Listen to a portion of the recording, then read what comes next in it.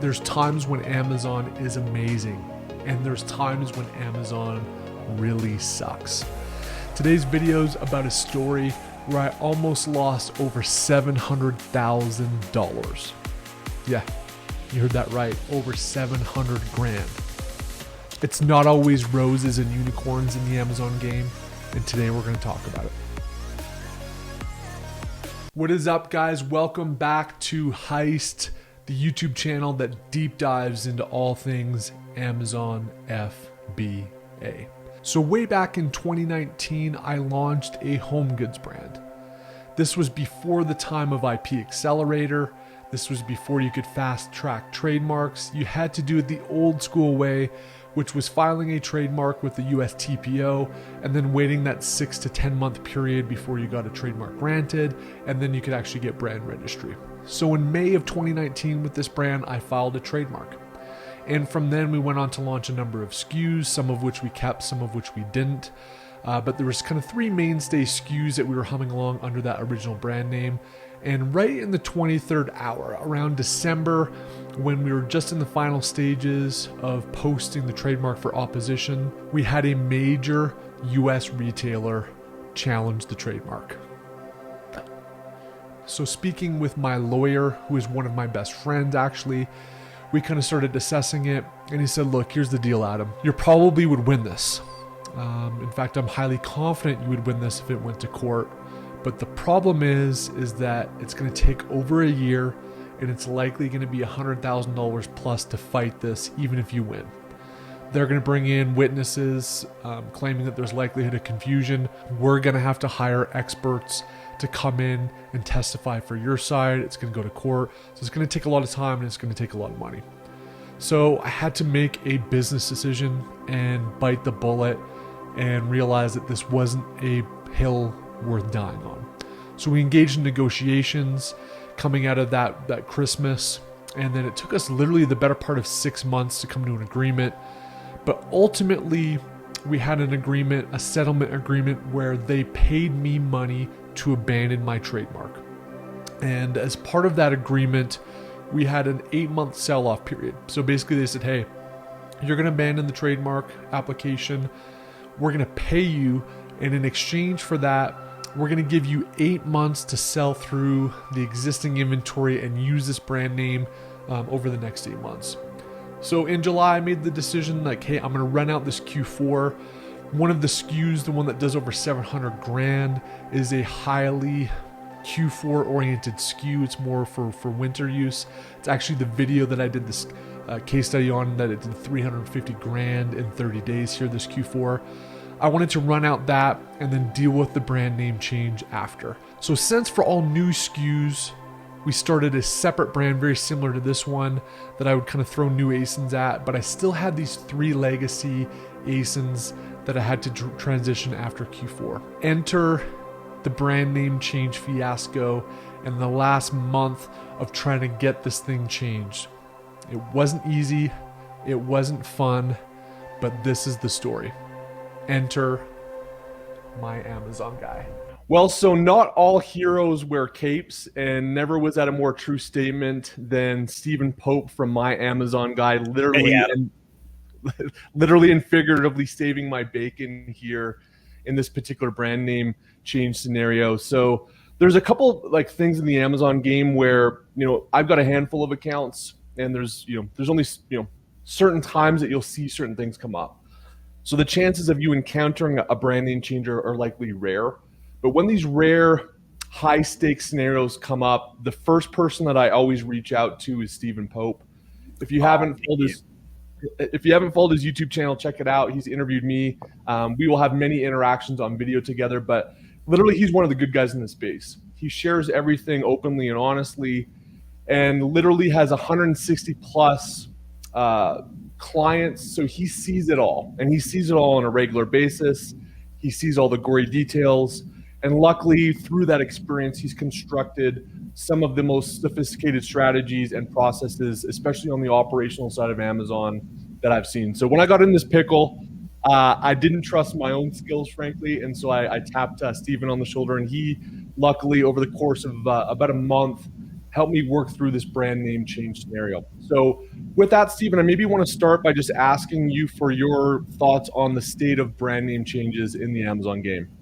Well, first of all, thank you for wearing that beautiful T-shirt there. Yeah. And so I'm really glad that I picked up these nice T-shirts for my Amazon guide, because seeing you in it just makes me feel good. So thanks for doing that. Buttery soft, by the way, only the best quality. I actually took 10 samples, and I was filling them all out, and I asked for higher quality. So that's on brand for me. Higher quality, my Amazon guys service, high quality T-shirts. There's nothing worse than getting those Gildan like 10-ounce scratchy shirts that you use for like an oil change rag after you get them. But this is awesome. Oh man. So yeah, you probably actually know how to do an oil change. I do not. So, all right, I'll call you when I need the help on that.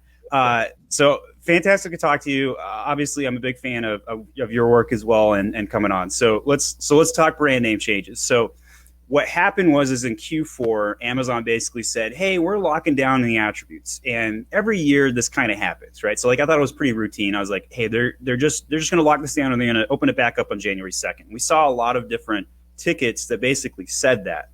And so, well, January 2nd rolled around, and all of a sudden we still couldn't make brand name changes. Very, very, very, very difficult situation. And in communicating with Amazon insiders who have access to the brand registry team, because it's an email only team, you can't like talk to them, you can't pick up a phone, right? There seems to have been a very radical policy change where they simply do not want anybody to change brand names anymore. And so when we looked at your situation, I thought you had a compelling case to buck the trend on this. Now, I'm not at this particular junction, I'm not 100% confident we can replicate this process, but we'll talk today about how it worked and what happened to make it happen. And we're going to try and discuss like all the best practices that you as a listener should go through so that you can attempt to replicate this if you run into this. There's a variety of situations that could come up that you would need to change your brand name legitimately, right? So first of all, what if, your trademark was in all caps, but when you loaded it to Amazon, it was in proper case where you only had the first letter capitalized? In situations like that, you could ask Amazon to create what's called an alias for your brand name in the brand registry, and they may take that on a case-by-case basis. If they don't, though, you're going to have to change your brand name attribute, or you'll never get access to A+ content. Other things that might want to do an alias, maybe when you told your lawyer to go file that trademark, they filed it with like brand name LLC, head palm, right? Like obviously you don't want LLC in your brand name. You go to file it with Amazon, and they basically say, well, that's what the USPTO has. We have to match it letter for letter. Those are the kinds of situations that might lead you to want to change your brand name.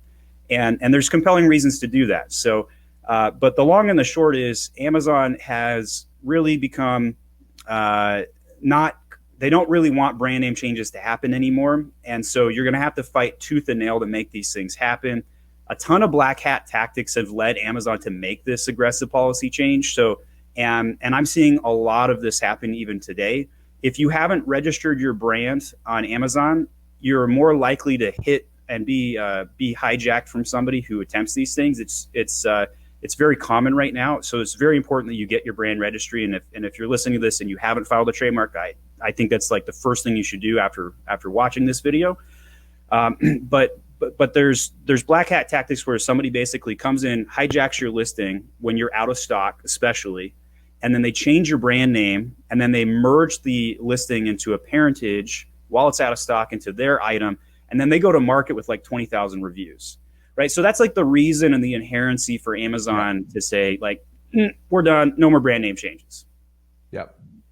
Makes sense. So I know another one that a lot of people do, and it's like the 5665 error catches it now, but you might have some historic ASINs.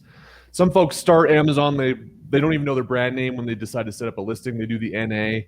Is that kind of out the window, changing NA into a brand name now, or do you see that happen? They're still fighting that as well. Like if you show up with the brand name General or NA, they're still resisting changes on that as well. And so if you don't have your brand name picked today, do not load it with General or NA. I think that's a mistake. I think you're better off filing brand registry quickly, which you no longer need the IP accelerator, right? Like you can file a trademark with anybody and get your brand registry in like under 7 days. Yeah, agreed.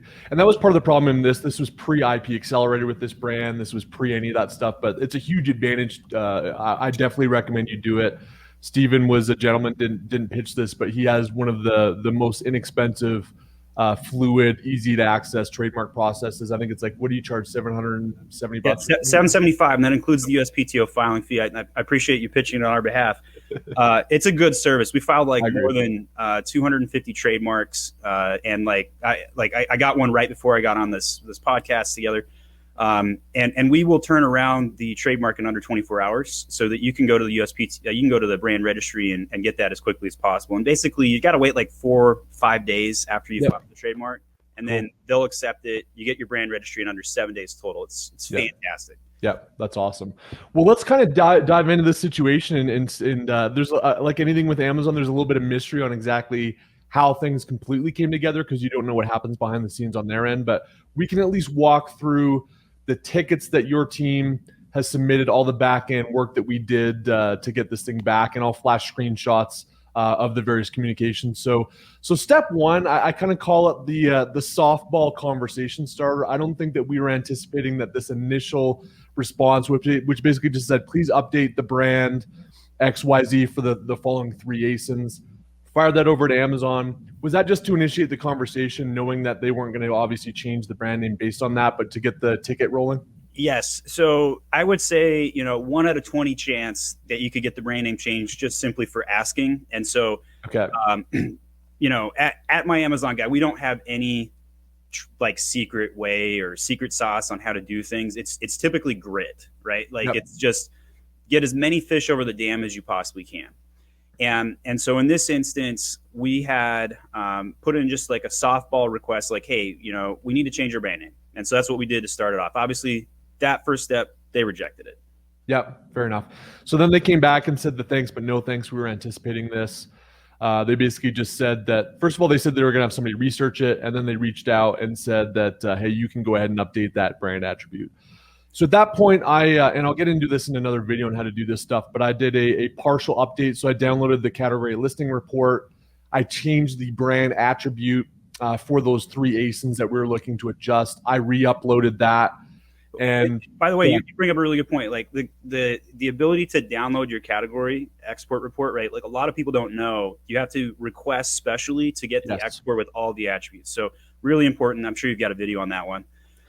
I don't, but I will come out with one because it's a nice thing to have. So. All right. Link to mine then. Yeah, exactly. Fair enough.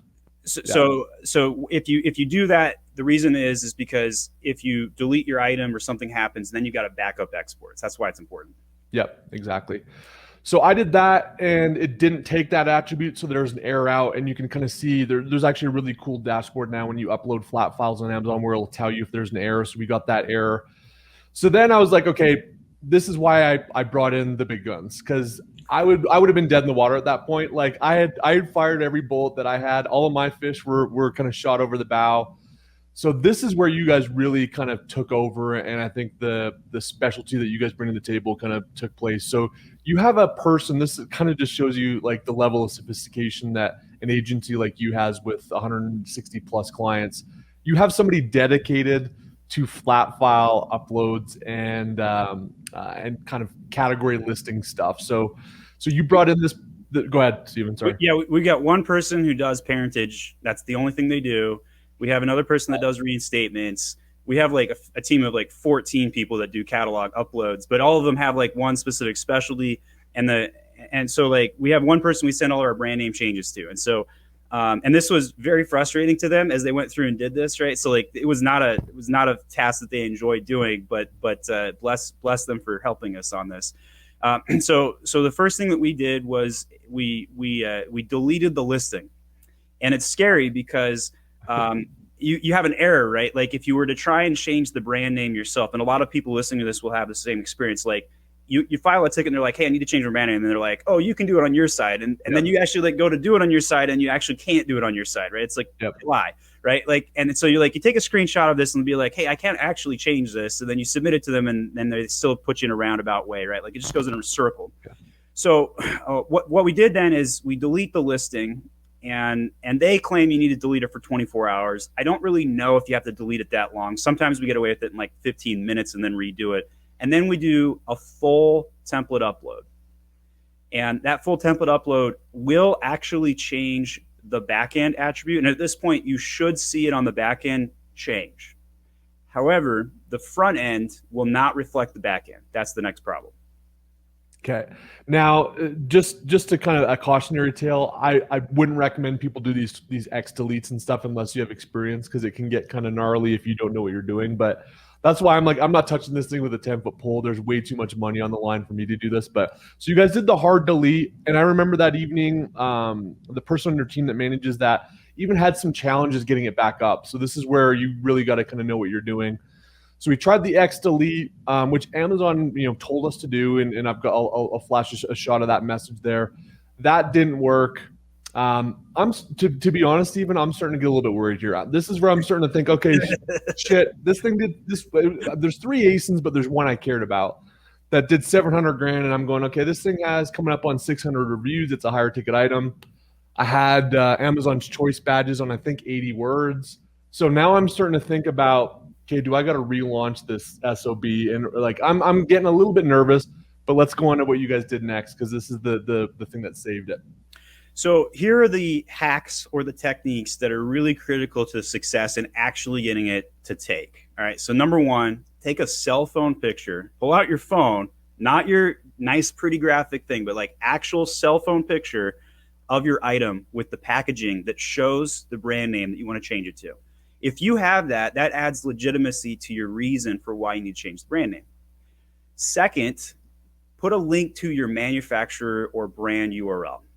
And that link will help also increase your legitimacy. And then what's really interesting about your case, Adam, is you actually had a legal case reason, and it made your use case so high. We actually, maybe you want to explain the legal part real quick. Yeah, so basically it was a major U.S. retailer that had kind of challenged my original brand submission literally in the 23rd hour. I think I was in like month 7. It had passed everything at the USTPO. In the 23rd hour, they kind of flagged their grievance with it. My lawyer, who's one of my best friends here, kind of worked back and forth with them. Long story short, he's like, look, Adam, it's going to cost you. He's like, you'll win. I think you'll win, but it's going to cost you 100 grand. And he's like, and I'm not going to be able to like take this thing to court. I'll recommend some people, but you're going to have to hire some people that specialize in this. It's probably going to take a year. They're going to bring witnesses to show why there's likelihood of confusion. We're going to have to bring witnesses that show why there's not likelihood of confusion. He's like, I think we'll win that, but you're looking at a year and it's probably 100 grand. And at that point, you just have to do the economic analysis. And I'm like, look, it doesn't make sense. So then we got into settlement agreement.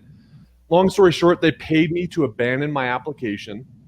But in doing so, we also asked them for an 8-month sell-off period. So I knew this was around spring of last year. I didn't want to kind of address the brand name change right away. I had inventory that I had to go through. We had Q4 coming up. So I basically had an 8-month period where I could use the existing brand name as is. They were going to not dispute it. And then I would have to change it by this 8-month mark, which is like 2 weeks from now that I got to change everything. So in the nick of time. Yeah. So I literally had that agreement from them, legal agreement that outlined that exact thing, that I was going to change the name. This was the timeline, et cetera. So we had that as a PDF, kind of executed legal agreement to attach to this case. So we took that cell phone picture, we took the manufacturer's URL and the uploaded legal document, and we uploaded all that. And we also reached out to an Amazon insider to basically make a case to be like, look, your new policy to change brand names is not fair. It's not right. And I think you should push this case up the chain. And so we honestly don't know, because our pushes were happening simultaneously. So we're not completely sure if our case made it up the chain high enough, or if the work that we did where we uploaded the photo, the manufacturer's URL, and the legal document, which of the two worked, because it happened like at the exact same day. And even our insider doesn't know. So we think that somebody who's in this certain same situation, if you follow our advice and upload these documents, that you have a compelling case, and you just might have to make some, squeaky wheel gets the oil, so to speak. but it happened. We got it changed, and I'm so excited to hear that we were able to do that this past week. Yeah, and when I came in that morning, because they don't, I think we did get a response from that told us that it was updated, and I'll flash that on the screen too. But I kind of just through my normal daily activities that I have, I kind of check listings out and stuff, and I saw that new brand name, and the skies parted. I heard angels sing in a perfect tone, and like I was like, man, and hand to heart, man, it was. Probably one of the more I've had a couple stickier situations in the Amazon game, but this was one of the ones that has just been a cloud over me for literally about a year because you had the stress of the legal back and forth. I didn't have access to any brand registry stuff during all this for some pretty key ASINs, so a year plus with no brand registry on this thing, and just knowing that this cloud, I had to deal with it, and I would have not been able to do this on my own. There's no doubt about it. Like the hard delete, all the conversations you were able to have. So hand to heart, I appreciate it. And I think this is going to be one of many interactions. I've got a couple ideas for some stuff.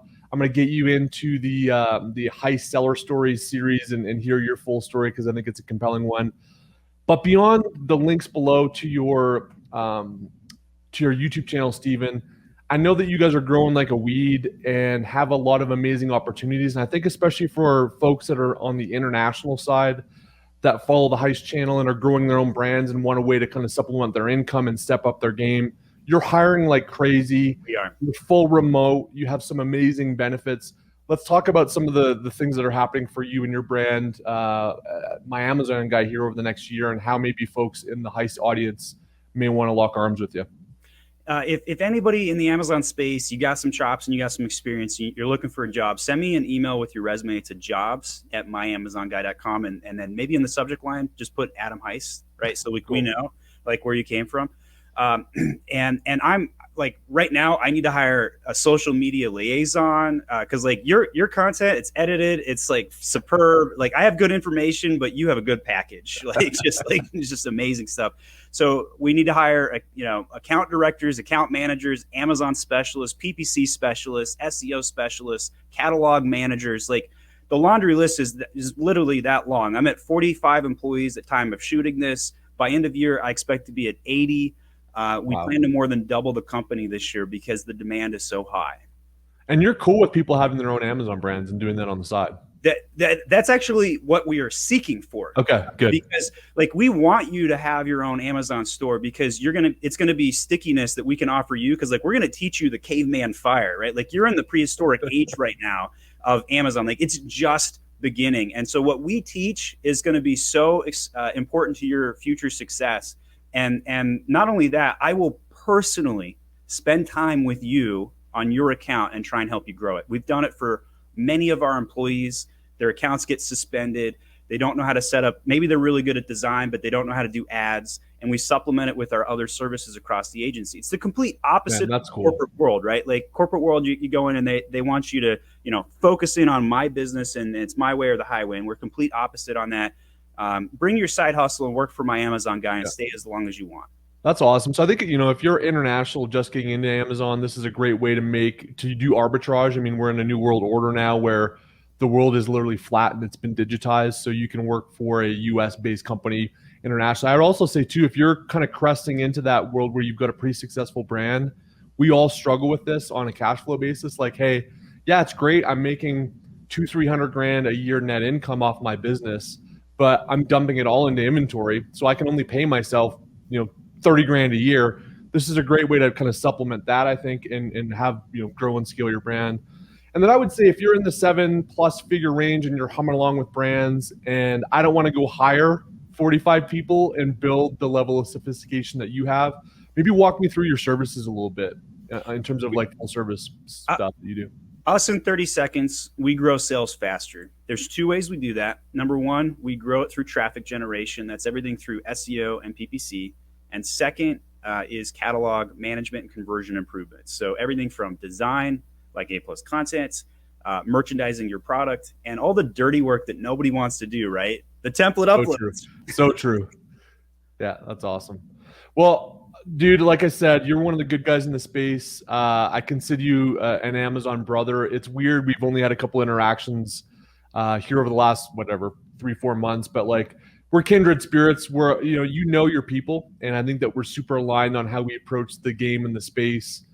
I have nothing but respect for you and what you do. You saved my bacon on this one. I hope I can return the favor at some point. But you're an absolute legend, Steven, and thank you so much for doing this for me, and then also being fully transparent and sharing your secret sauce on how we did it here on the channel publicly. Well, it's my pleasure. All of these feelings are mutual. And Adam, thank you for being in my corner on a personal level. I think some of your mentorship has just been really helpful to my business. And it's lonely at the top as the leader, right? You're running a 100%. company. So Yeah. you also know your business chops. So I appreciate it. Cool, guys. Check the links below. My Amazon guy right here makes badass t-shirts too. They're not for sale, but you can buy his trademark services. You can work for him, and you can become a client to his. But the shirts are pretty kick-ass too, man. So, Steven, love you, man. Thank you so much for everything you did on this one. It really means a ton. You're very welcome. Thanks for having me on. Cool.